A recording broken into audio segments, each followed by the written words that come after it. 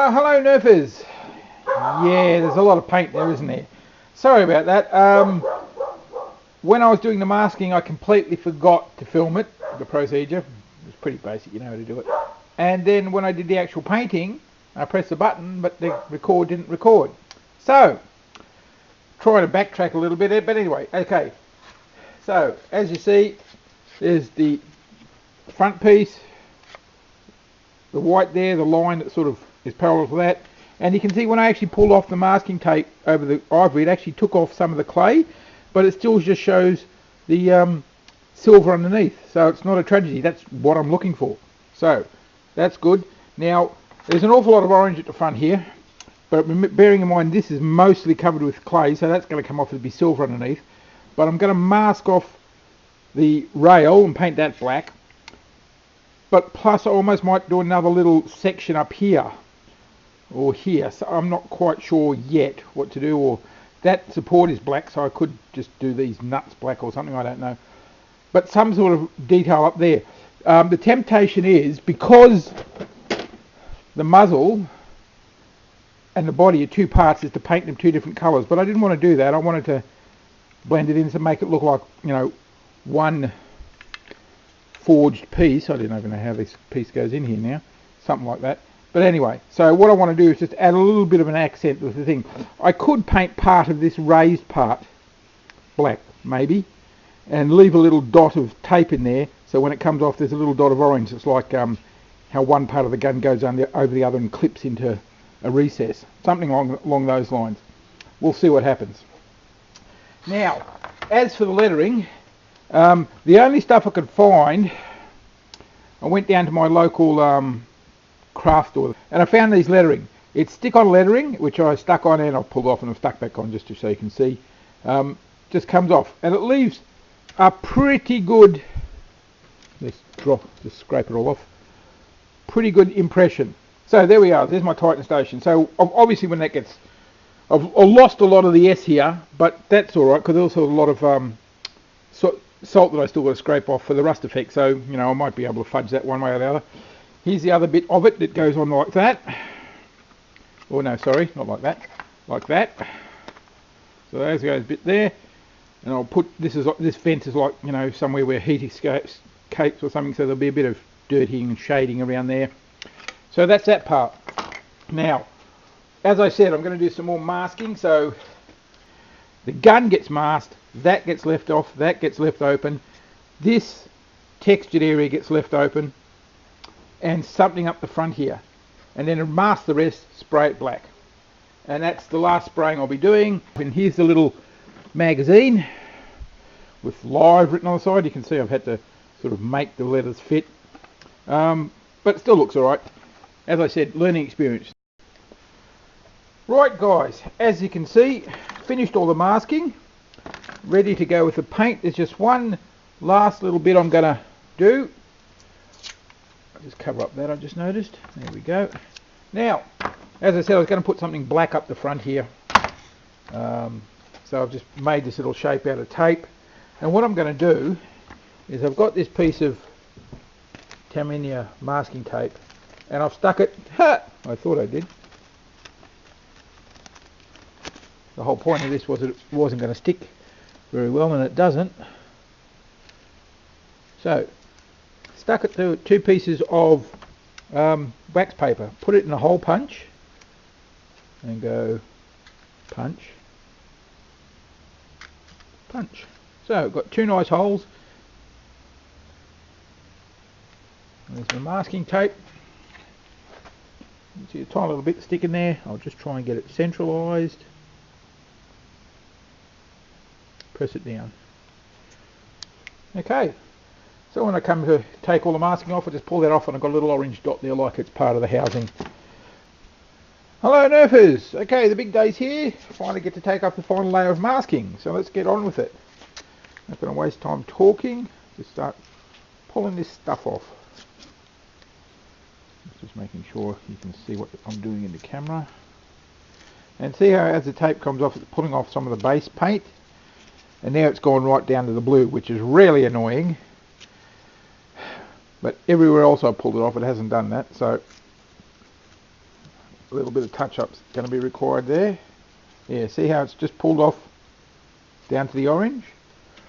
And I found one of your best tools for getting this stuff off is tweezers, because you've got to get it in tight places. There we go. So that's good. Let's start here. Yep, that's coming off nice. Taking off a bit of the paint on top of it, not going down to the base. And probably didn't hit that with probably didn't hit that spot with the undercoat, the first undercoat, which is quite like me. You just have to excuse me, I'm just trying to do this so you can see it and I can see what I'm doing in the camera as well. Yeah, so it's looking really good. Getting to where we want it. Problem with masking is lots of little bit of masking tape, so you've got to keep pulling it off. The last one I made, I was finding bits of masking tape 3 days after I thought I'd finish it. But there we go, looking pretty good. A bit of just cheap paper here, just as a mask. You don't have to use tape everywhere. Because let's face it, the stuff's expensive.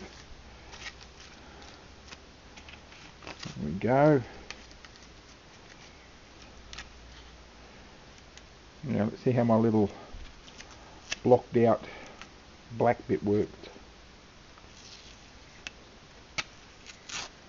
No, that's not too bad. And get the little disc off. Where is it? There it is. There we go. Not too bad. When this gets wet, it'll all blend in a lot better. It looks a bit stark at the moment. There we go.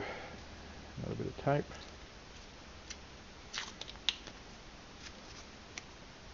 Now that is looking pretty good. Okie dokie, clean off. Right guys, okay, here we go. All the marking stripped off. Few problems. Little blue mark there I'll have to touch up. Didn't get all the way under the rail. Touch up. Nothing problem. But here we go. So, first, all you need to do, get yourself a scouring pad and just rub it over the surface. I hope you can see this. Wherever you've got some of your masking in your clay. Now, because I've got so many layers of paint on this, it's actually quite hard. And in a fit of desperation last night, I picked up this steel wool, and it works a treat. It scratches through the first layer of paint. There you can see the silver. Now, if I wet that, the water can get under to the clay underneath, and it makes it a lot easier to take off. See? You can see that. Yep, you can see that coming up. That looks pretty good. Very worn old piece of machinery. So, going a few other places. Up the front here, because I put a lot up the front here. And I'm going to have to do some cleaning up. But that's to be expected. There's always touch-ups to do.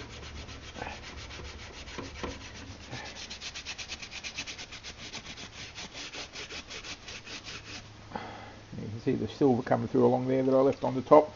So, I mean, I think the simplest thing would probably be to fill the entire thing with water and just dip it in. Catching on a couple of these screws I've got sticking out here.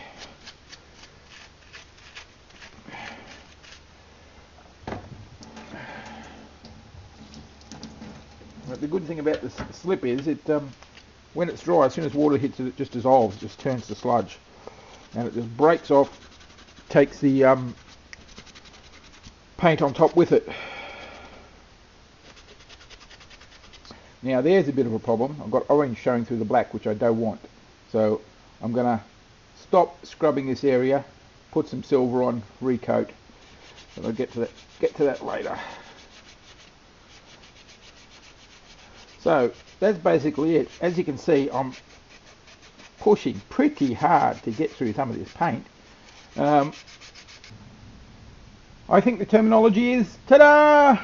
There we go. All put back together. Well, partially. Minimal screws so I can pull it back. Because there are some things I have to do, like the touch-up paints. I've got to put the black wash on it. This area's got to be detailed, like the pipe in there can be seen, so I've got to paint that black.